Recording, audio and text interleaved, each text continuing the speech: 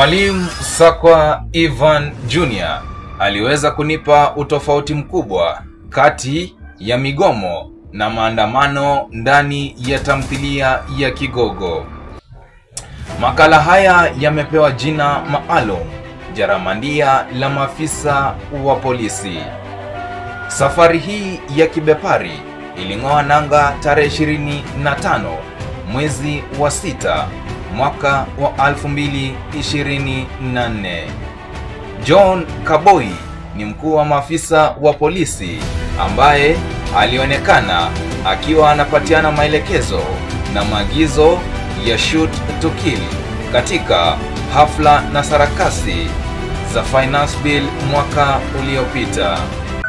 Kwa hakika iliaminika kuwa visa hivi vingefikia kikomo, na kwa kweli ngoma ilikuwa imeanza.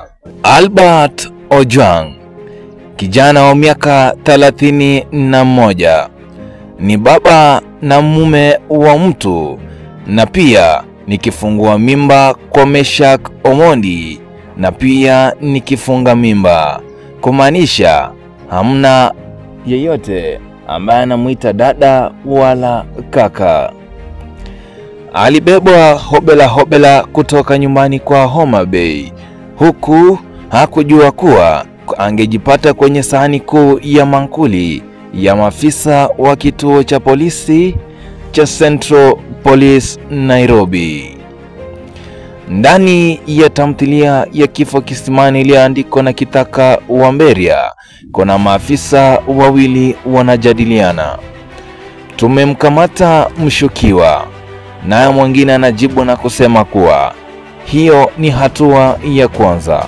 Ya pili, lazima auawe kwa kudhalilisha uongozi wa Mtemi Bokono mitandaoni.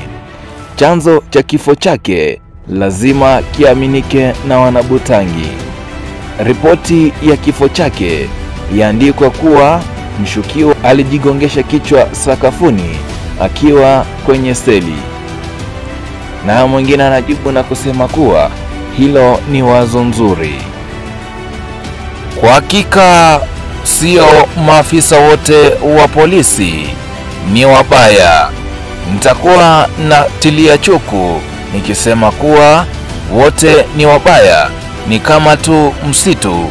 Kumbuka, msitu ni ule ule, ila nyani ndiyo tofauti.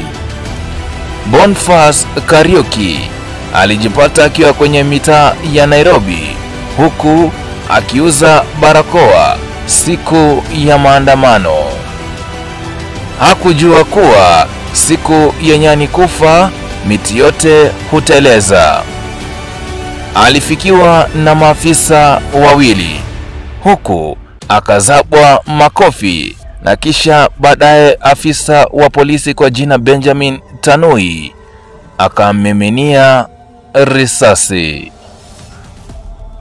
Afisa huyo kwa mtandao wa TikTok alikuwa anajiita Bantariza.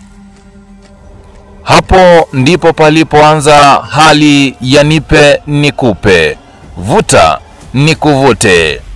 Palitokea watu mashujaa kama vile Mapangale, palitokea watu kama vile returning officer na wengine wengi.